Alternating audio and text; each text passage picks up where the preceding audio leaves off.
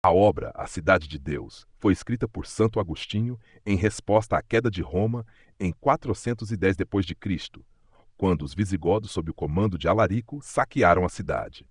Esse evento, que chocou o mundo romano, foi interpretado por muitos como um sinal de que os deuses pagãos haviam abandonado Roma, levantando questionamentos sobre a validade do cristianismo, que havia se tornado a religião oficial do império poucos anos antes. Nesse cenário de decadência política e social, Agostinho escreveu sua obra para defender o cristianismo, argumentando que a queda de Roma não era uma punição divina, mas sim parte do plano divino para a realização de um destino eterno. Santo Agostinho nasceu em 354 d.C., na cidade de Tagaste, no atual território da Argélia. Ele viveu durante o período de declínio do Império Romano.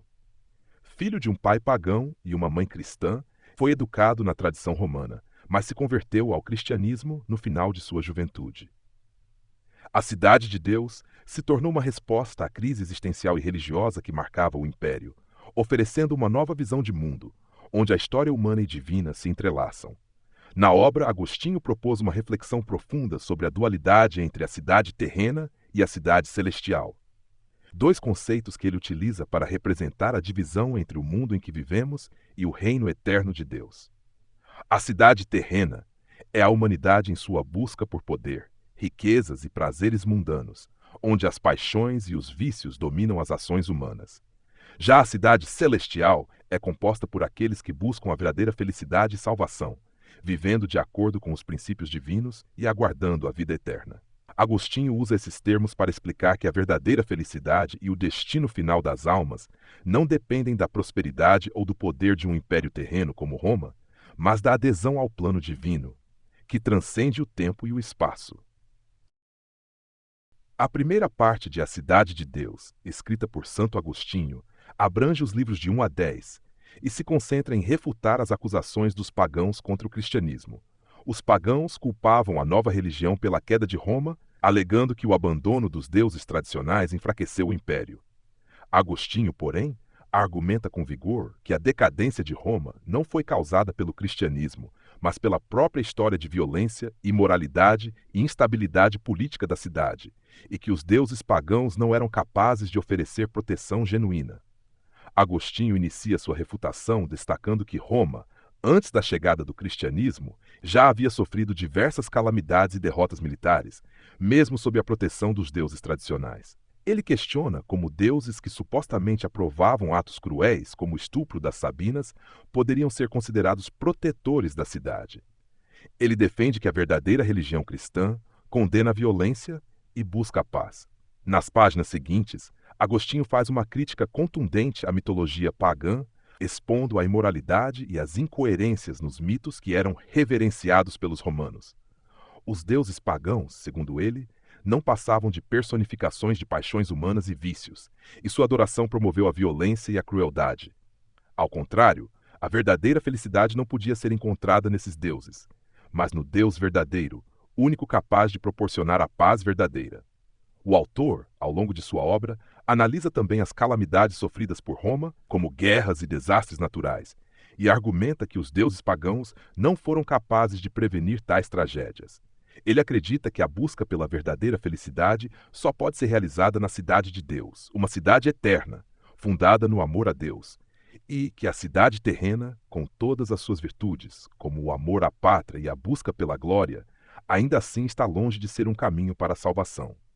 Em seus estudos, Agostinho vai mais longe, argumentando que a corrupção moral de Roma começou muito antes do cristianismo.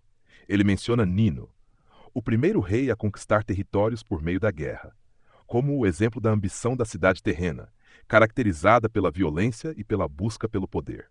Para Agostinho, a verdadeira cidade, que é fundada em Deus, não busca riquezas ou poder terreno, mas a felicidade eterna, que só pode ser alcançada pela graça divina.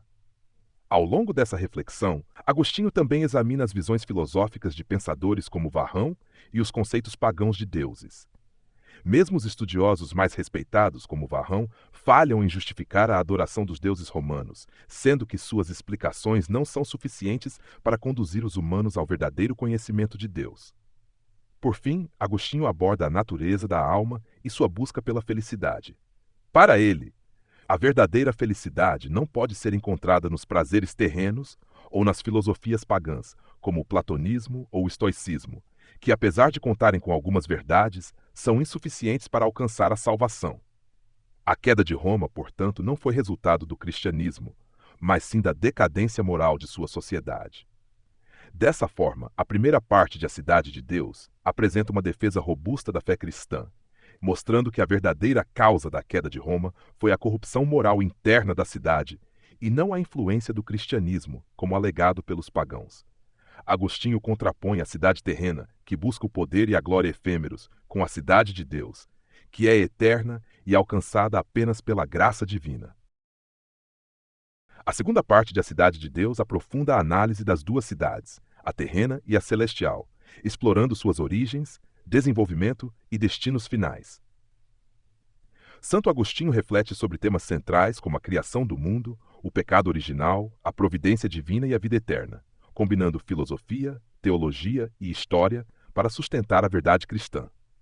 Agostinho inicia esta sessão explorando a criação do mundo, conforme narrado no Gênesis, defendendo a interpretação literal da Bíblia e refutando as visões pagãs sobre a origem do universo.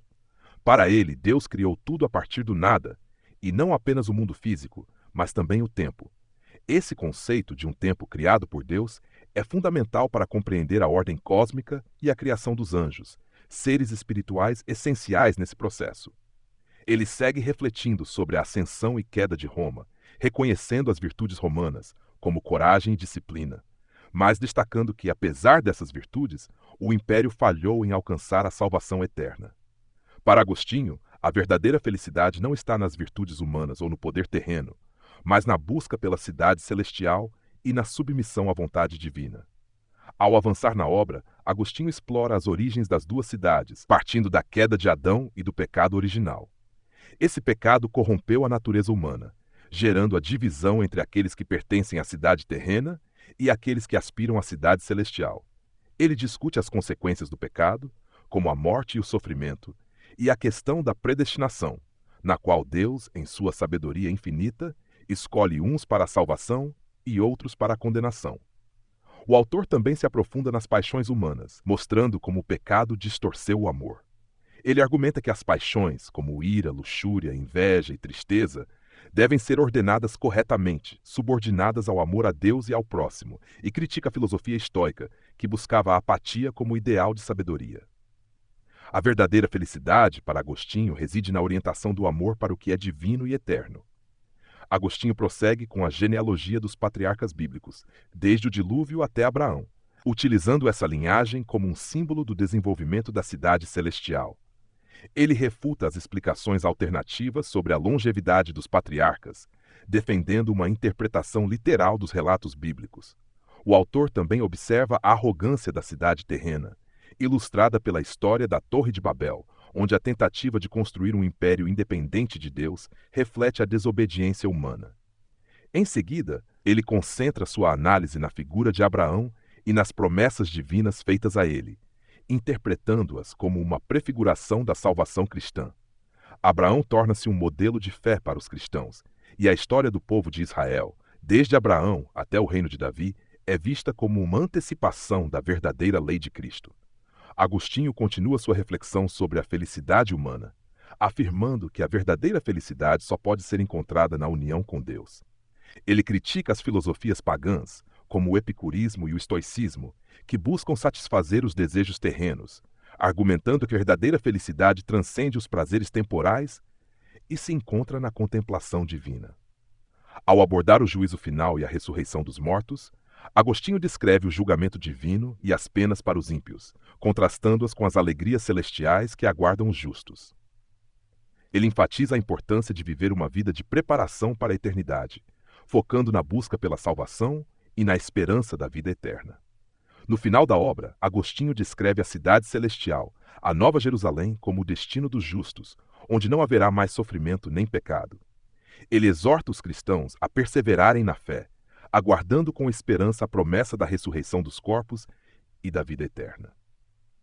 Essa segunda parte da obra é uma das mais profundas e eruditas, oferecendo uma visão que combina teologia, história e filosofia para destacar a supremacia da cidade celestial e a natureza do destino humano. A monumental obra Cidade de Deus, escrita por Santo Agostinho, é uma síntese magistral de teologia, filosofia e história, concebida em um período de intensas transformações culturais e políticas no Império Romano. Agostinho apresenta uma reflexão profunda e abrangente sobre a luta contínua entre o bem e o mal, simbolizada pelas duas cidades que coexistem na trajetória humana: a terrena, marcada pelo amor próprio e pela busca de glórias efêmeras, e a celestial, fundada no amor a Deus e no anseio pela eternidade. Ao longo da obra, Agostinho não apenas refuta os argumentos dos pagãos que responsabilizavam o cristianismo pela queda de Roma, mas também utiliza este evento histórico para revelar o funcionamento da providência divina. A análise da natureza das paixões humanas, a exposição dos erros da mitologia pagã e a defesa do cristianismo como o único caminho para a salvação são estruturadas de forma a reforçar a centralidade de Deus na ordem do universo. Com base em uma interpretação literal e teológica da Bíblia, Agostinho desenvolve argumentos que se tornaram pilares do pensamento cristão ocidental. A relevância de A Cidade de Deus transcende seu tempo. A visão de história como um embate moral, em que as escolhas humanas são constantemente mediadas pela graça divina, influenciou a teologia medieval, a filosofia moderna e as teorias políticas. Ainda hoje, seus temas provocam debates sobre ética, sociedade e o destino humano. Este resumo, ao explorar os principais tópicos abordados por Agostinho, evidencia o rigor e a abrangência da obra, bem como sua capacidade de dialogar com questões universais. Por fim, é importante reconhecer que a leitura de A Cidade de Deus exige atenção ao contexto histórico e cultural em que foi escrita, bem como um esforço interpretativo que permita compreender as complexas interações entre fé, razão e história que a obra propõe. Trata-se de um convite à reflexão profunda sobre a condição humana e a busca pelo transcendente, fazendo de Agostinho não apenas um autor do passado, mas uma voz relevante para a eternidade. Hoje, Santo Agostinho é uma das figuras mais influentes da Igreja Católica e é amplamente reconhecido como um dos 4 grandes doutores da Igreja, ao lado de São Jerônimo, São Gregório Magno e Santo Ambrósio. Ele é venerado como um teólogo, filósofo e santo, cujas ideias e escritos moldaram profundamente o pensamento cristão ao longo dos séculos. Que as palavras de Santo Agostinho continuem a iluminar nossos corações e a fortalecer nossa fé, guiando-nos sempre para a verdade e a vida eterna. Que possamos, como ele, buscar a cidade celestial, onde a verdadeira paz e felicidade nos aguardam. Até nosso próximo encontro com mais um Resumo Católico.